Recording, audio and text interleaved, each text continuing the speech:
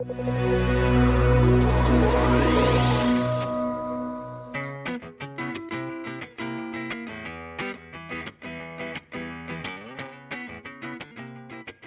delighted to be back here for this second series, isn't it, of the Entrepreneur Talks at CAS. We had a really good first series, I thought, some fascinating interviewees.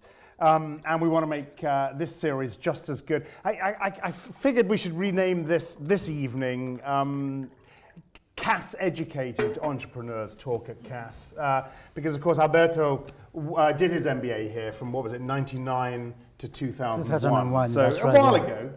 But he did that here, and his CTO, the CTO of the company, who he'll talk about, Richard Fleming, who came from the legal side, from Clifford Chance, I think, also did his MBA here. So we'll get a little bit of insight. I think what you hopefully will really get from this is how that worked, how that fit in with his aspirations, and what the journey was like from there. And he called it a marathon when I spoke to him on the telephone today. I usually start, Alberto, with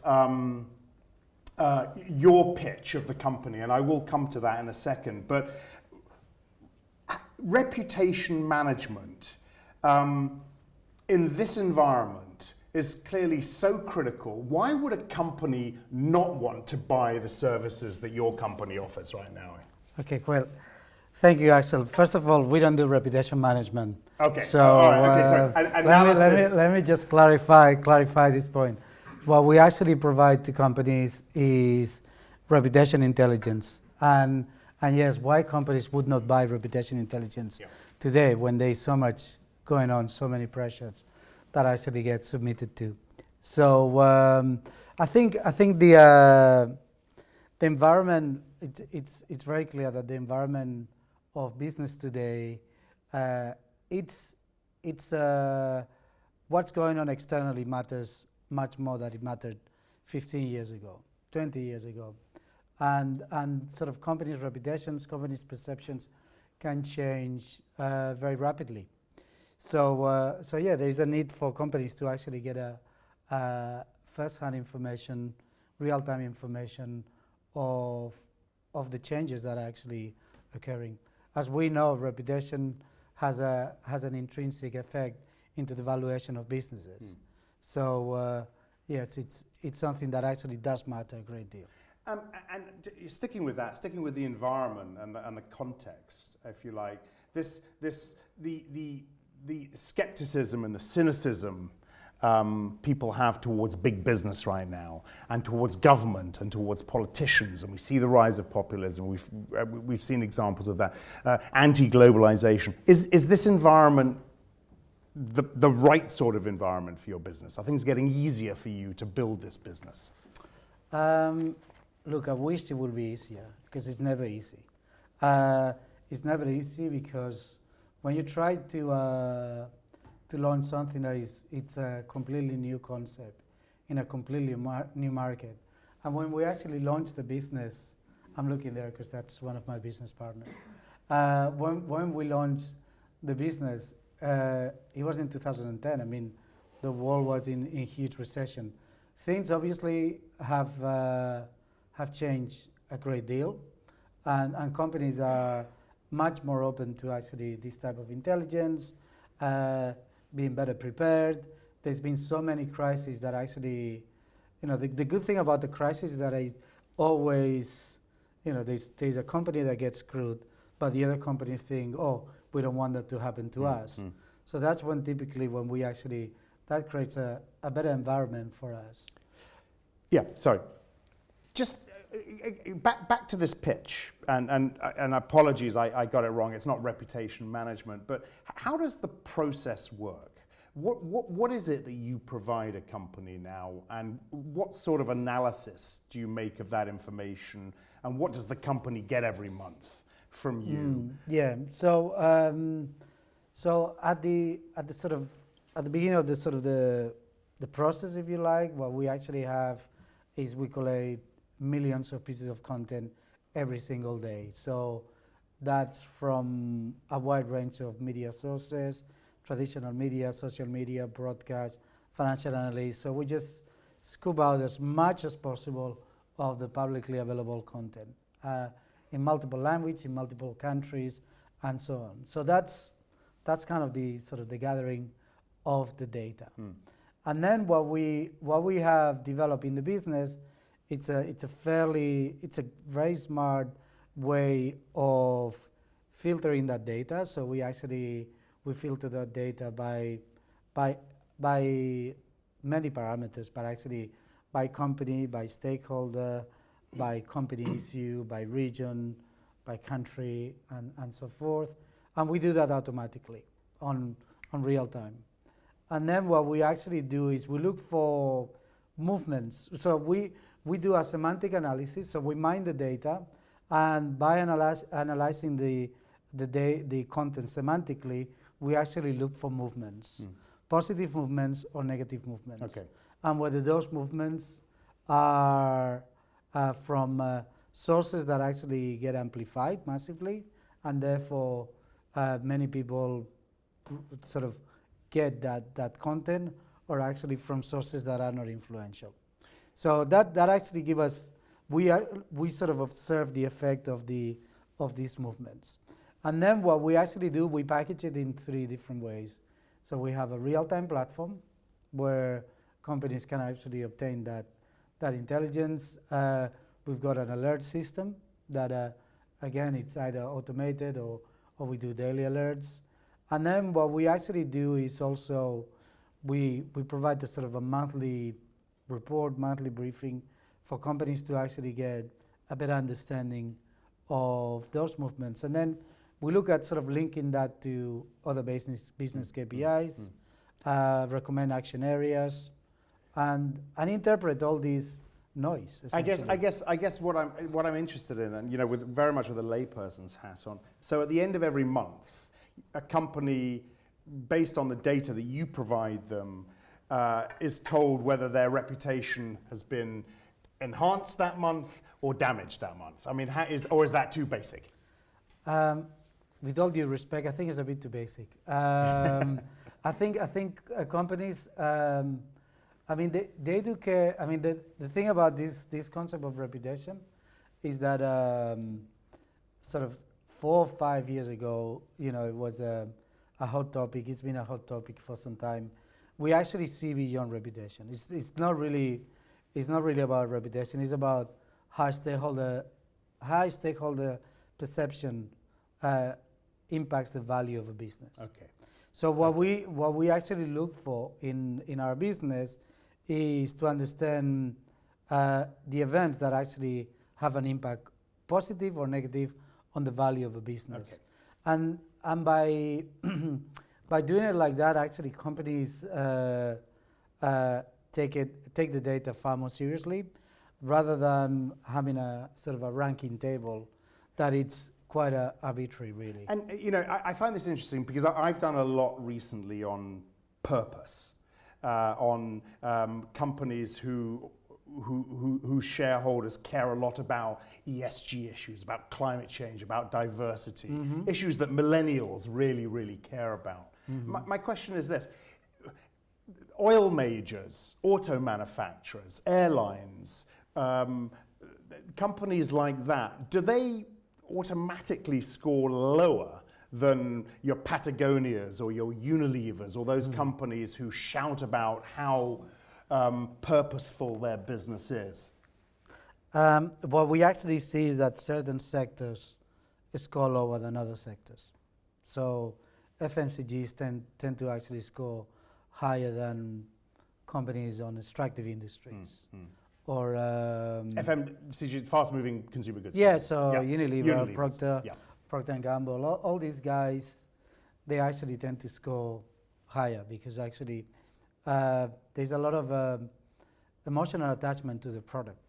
And products actually tend to be a really good driver for stakeholder sentiment. But you find most of your demand is from the FMCGs, or is it from the oil majors, the airlines, and the auto manufacturers who desperately need their reputation to be enhanced? It's interesting. Actually, our sort of demand comes from, so we have 3 groups in the business. We've got financial services, we've got consumer, and we've got industry. So we've got within industry, we've got mining, oil and gas, defense companies, and so on. We tend to, it's interesting. I think the problem with oil and gas companies is that because the price of oil is so low, they cannot even afford this type of intelligence. They almost have to sort of put their house in order to actually or recover from the current shock they have. But actually, what we find is that companies that actually buy what we do tend to actually be much more forward-thinking, much more proactive, and sort of from the board or from the executive take the view that actually this is stakeholder sentiment does matter a great deal. Let's talk a little bit about your journey. So you did your MBA here at Cass. It took a good, 10, 15 years before, 10 years before you then set up this business, right? That's right, yeah. How did you come up with the idea? What spurred that? There wasn't a sort of an aha moment like that. No, okay. It wasn't. It was. I mean, first of all, it wasn't only my idea. It was the idea of me and my business partners, and we sort of we kind of knew, or I personally knew that I wanted to set up a business. I got fed up of corporate life. I got fed up of the politics. I got fed up of the time wasting and so on, and I was blessed to be made redundant. And I mean, I've been blessed because actually that's probably the best thing that's ever happened to me. That actually being made redundant actually gave me the time and the financial means to take 1 year off to just put together the business. The reason I ask is, was it important that you had this 10 years of working in other industries, in business information, in consultancy? Was it important to the percolating of these ideas? And I say that because there's a room full of people here who clearly want to start businesses and leave here and have a successful business as quickly as possible. Look, I do actually think. I mean, Martin Schroeder started his business, I think, at 45, or sort of on his 40s. I always took the view that I always had sort of an ambition to set up a business, but I always took the view that I wanted to learn as much as possible before I was ready to do the business. So I wasn't in a rush to set up a business, let's say, straight out of the MBA or university. I wanted to actually experience what it was like to work for at least 15 years. But I think so that was extremely valuable because actually, as I said, in terms of the idea, and just to use a sort of a cliche, but the idea was really about connecting the dots, connecting many experiences that I've had and my business partners have had, and we kind of put it all together, and that's how idea was created. But I think the other thing is that the idea never stops. I mean, the proposition is constantly evolving. We are constantly evolving. We're already sort of thinking about what we're doing next year, what we're going to do in 2 years' time, and so on. So it's you can't let it just fester. Sure. We've had here on this stage we've talked to a host of investors, VCs, angel investors. How did all that happen for you? And I know you also worked with Cass and the fund, the entrepreneurship fund. Just talk us through the seed funding and getting this idea off the ground. Yeah. I mean, so the way it works is that we realized very quickly that in order to develop the technology that we wanted to develop, we needed some seed funding. So I remember sitting with Richard at the British Library, because Alistair, Richard, and I used to spend a lot of time at the British Library in 2009. And I said, Richard, so this is what well, we want to develop. He said, well, we got to raise $10 million pounds.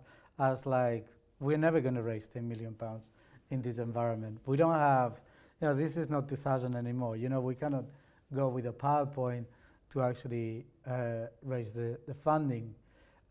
So we just took the view that we needed to put a solid business plan.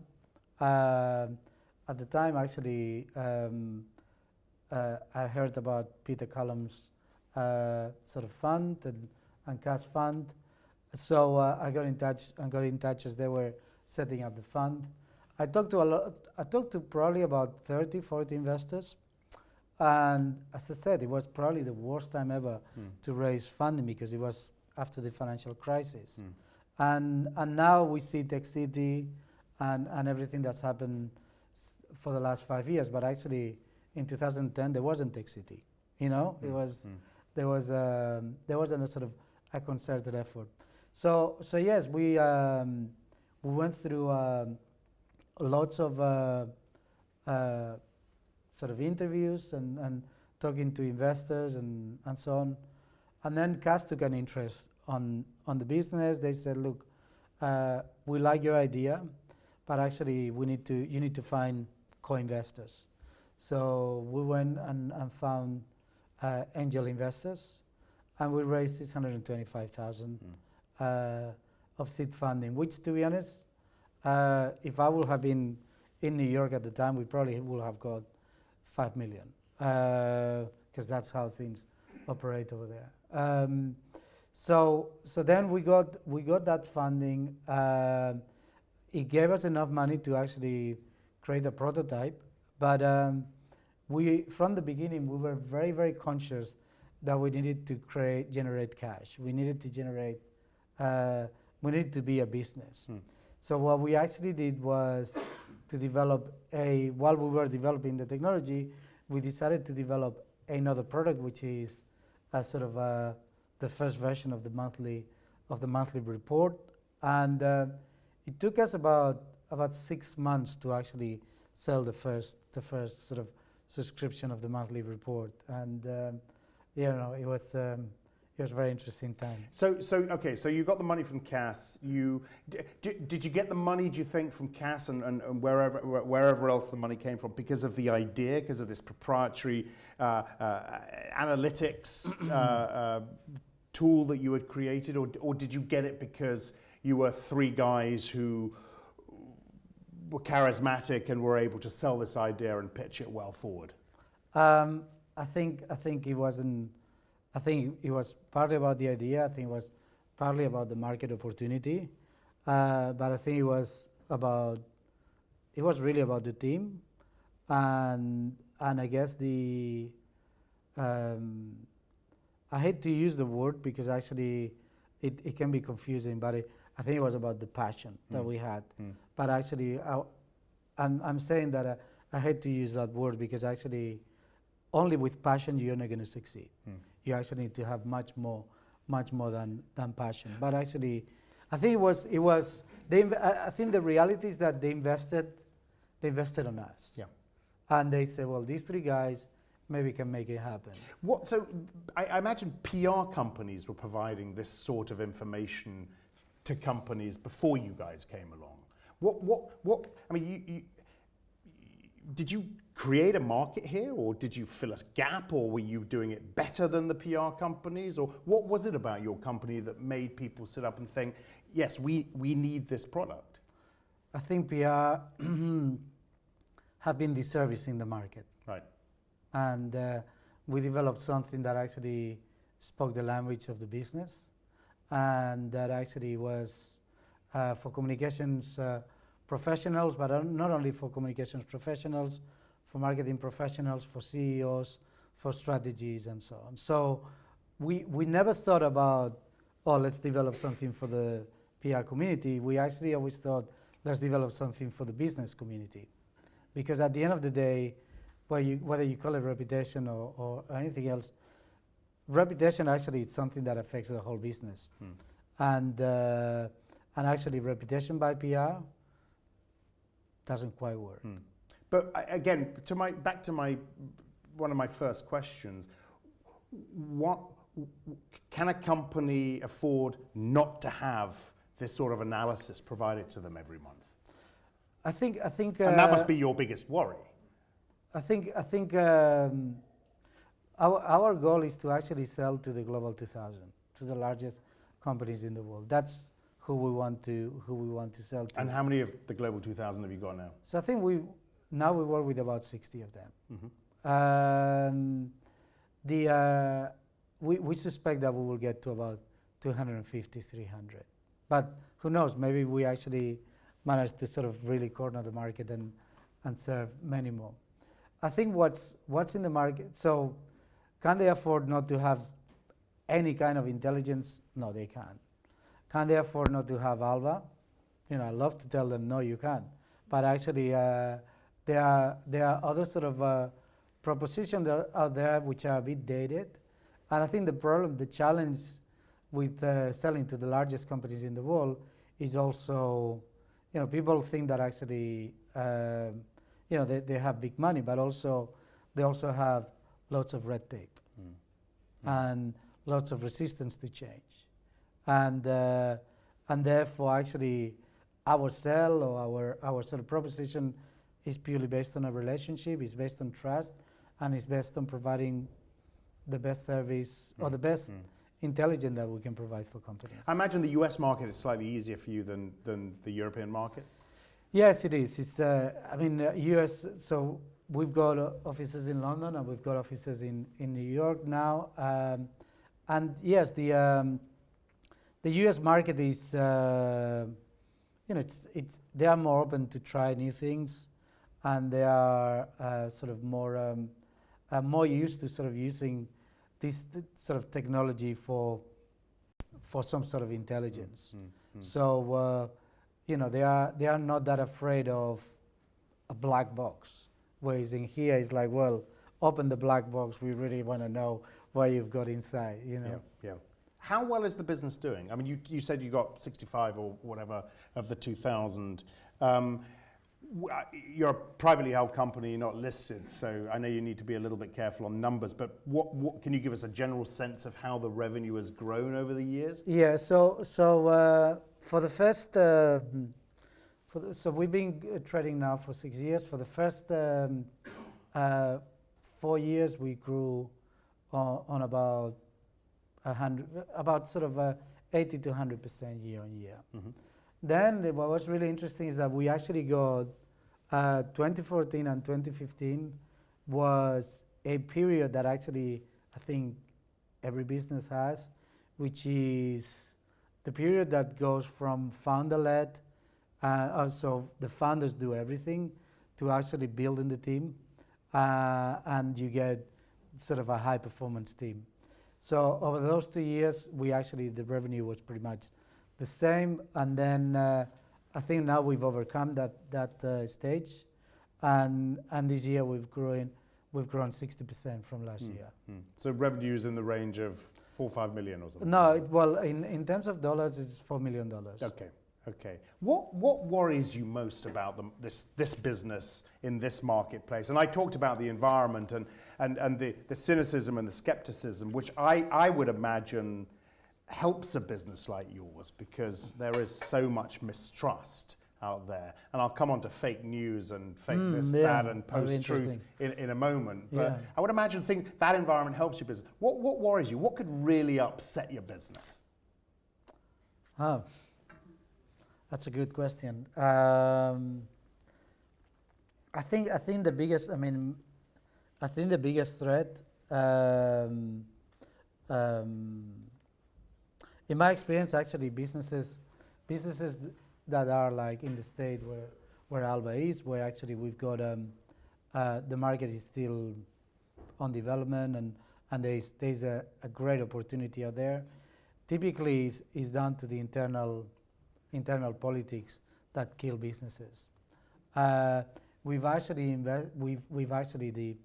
the founder team is extremely cohesive. We've actually gone through all sorts of experiences over the last 6 years, and we are now very solid. So, and we actually have a very clear view of where we want to take where we want to take the business. I mean, we're already getting offers to be bought and so on. So, yeah, there are competitive threats, but in a way, without sounding overly confident, we kind of understand the variables, and we understand what we actually need to do.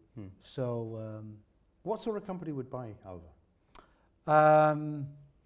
Company like Thomson Reuters? Yes, I mean a company like business information companies. Yeah. Companies that actually want to add to the portfolio of services a new source of intelligence. So Thomson Reuters, Dow Jones, Bloomberg, any of those guys. But back to this, I talked about this word you used. It's been a marathon, and it continues to be a marathon. I'm interested to hear just how difficult some of these times were, because you started in a basement in Farringdon, not far from here. You have offices now in New York and offices in London. I think you've got 50 people working with you now. And of course, you were starting at a very, very tough time in the market. How tough was it for you personally, this? Any really dark moments where you wished you hadn't embarked on this career? No, never. No? Never. There's been plenty of tough moments, plenty, and extremely testing. But I think this is the beauty of it, that actually you really want it. I mean, I guess you just get tested so much that actually, unless you really want it, I could kind of go back to corporate but actually that's my biggest dread. My biggest dread actually is I've said that to potential buyers of the business. I said that I am unemployable. I don't want to work for anybody else. I'm enjoying this far too much. So I think, yes, you get a lot of dark moments, but somehow we've always managed to actually pull through. We've seen competitors sort of dropping and failing, and I think, again, it goes back to we approached this business from the beginning. Actually, we didn't want to beef it up with lots of funding. We wanted to find a way. We wanted to have a product very quickly that we could take to market. We wanted to control cost and cash very carefully, and we needed the founders. We actually needed to be. We talk every day. Every single day we have a call from New York and London, and every single day there's ongoing communication. So, I think that cohesion is super important. And aside from just bringing on new business, new clients, how do you scale this business? How do you grow it? What is the model? What is the plan? So the plan, I mean, the variables here is now we actually, in quarter one, we're going to be launching a new platform that actually we're going to be hoping to sell loads of it. And then we actually going to, we've already started developing the specification for the next platform. So in terms of, I'm not answering your question, but I think, but so we're actually investing about 20% of our revenues on innovation, on development. That's just so new add-on products for existing clients. Yes. So we've got a team of developers overseas and here that actually are just constantly developing stuff. So that's not going to stop. In terms of how we grow the business, so we've got it's about scaling up the sales operations, scaling up in the US. We're in the process of opening up offices in South Africa, Singapore in 2017. So it's all about global footprint, because many of the companies we work with are global. So actually, they increasingly want more and more sort of coverage in different. Back to this fake news, post-truth. phrases that we hear so much about now. How difficult is for corporates when there is so much out there and it's so difficult to know what to believe? And I was very happy that Reuters was held up as one of the most trusted news organizations. I mean, we've spent centuries building that trust. Yeah. But in this environment, with a lot of these companies and a lot of the information out there, it's very hard to know what's true and what is not.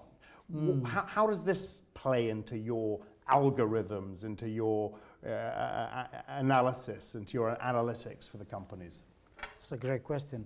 So in our analytics, we actually have influencer score for thousands of publications.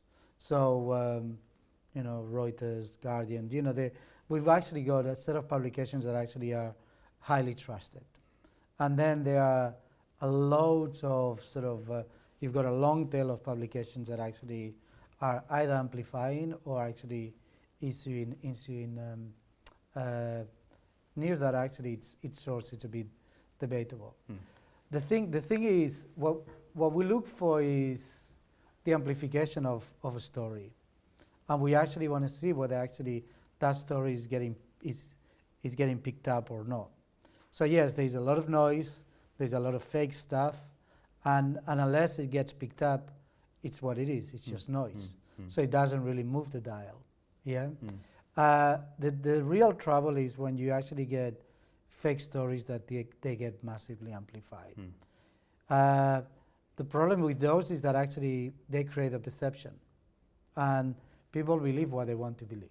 And if you are of a particular point of view, you're going to have confirmation bias. If you are of a different point of view, you're going to have confirmation bias the other way around. So that's the difficult bit. We took the decision not to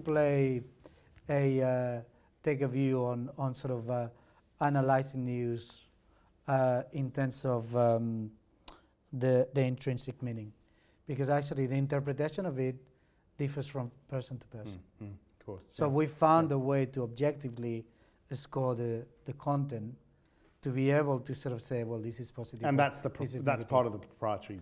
That's part of the algorithm and so on. Of course, we've got a layer of analysts that will identify false positives or false negatives, right? Sarcasm and stuff like this. Do you analyze Alva's own reputation? We don't. I mean, we do, but not through the same system. I mean, our system is designed to, and we do by actually talking to clients and talking to people in the market, and even competitors have told us we have a great reputation. But our system is designed for the biggest companies in the world, the companies that actually have multiple stakeholders, and those stakeholder perceptions conflict with each other, and so it's companies that really are inundated of these. Right. We don't have that much coverage. You talk about your reputation, and back to my previous question about your greatest worry, what could upset the apple cart, if you like. If you make a big mistake in your analysis of a company and their reputation, that's life-threatening to your company, isn't it? Do you worry about that? I don't. You don't? Why not? Because the system is being tested so much that actually it's we've never had experience that. I mean, and the fake news. Let's throw that in there. That throws a spanner in the works as well. No, I think. Well, look, as I said, what we actually look for is what's the impact of all this content. Yeah, whether it's fake or not, there's going to be some impact. Yeah, so a sort of a fake story that actually puts something on a sort of negative stance. If that gets massively amplified, whether it's fake or not, it's going to create that negative perception. Yeah. Yeah. Right. Right. It's going to, so what we actually analyze is that effect, is how content gets aggregated, creates a sort of an aggregated perception, and how much that aggregated perception gets amplified. And I'm going to tell you an anecdote. I've explained this anecdote before, you maybe have heard it, or maybe you haven't. So on our first client, when you actually go at that stage in the business, you have to portray a company that is operating, functioning, that it, because actually big companies like this, they don't always sort of invest in really small companies. So, we sort of started saying, yeah, well, we work with this company and this company and this company. And the reality is that actually we had pilots with those companies, but they were not paid for pilots. They were sort of free pilots. And they were giving us their time and giving us the feedback and so on. So we actually got a confirmation from National Grid that actually they had been selecting us for a pilot. And the pilot for 6 months was about £18,000, which for us at the time was a lot of money. And so I got really excited, and I sent an email to Richard and to Alistair. Well, actually, Alistair was in the room, but Richard was somewhere else. So I sent an email to Richard saying, watch the space, check this out, first client, many more to go, and so on. When I pressed send, I realized I sent it to National Grid. Oh. So and what did you get back from them? So I was like, Christ, I'm screwing the first sale we've had. So I was looking at the screen thinking, is he going to reply? Is he going to reply? Am I going to lose the pilot here? And then I sent him an email saying, look, we're obviously a young company. We got overexcited by the sale. Is everything okay? So yeah, I just realized that the email wasn't for me, so I just ignored it. Please send me the paperwork. Wow. So wow. Lucky. Yeah, but so that was a key turning point. How did you come up with this idea? I don't think you did answer this, actually. No, I didn't. What made you think, right, we need to do this? Well, I think, look, you asked me that question. I sort of said that it was a combination of the founders and myself. Essentially, what it was is we had an idea and it just evolved. And the original idea was, with all these huge amounts of content being created, surely this is actually going to have, this is going to create perceptions. And what we actually saw is that companies were looking at, they were counting how many clips they get, but they didn't looking at whether those clips had an impact on the business or not. Got it. So that's essentially what we developed, and that has evolved into much more now. Do you do this for? We talk about you doing it for companies. Do you do it for people, for political parties? But do you? We haven't. You know where I'm going with this, yeah? Yes, of course. Look, we actually did. So our system actually allows us to track any entity that we want to codify.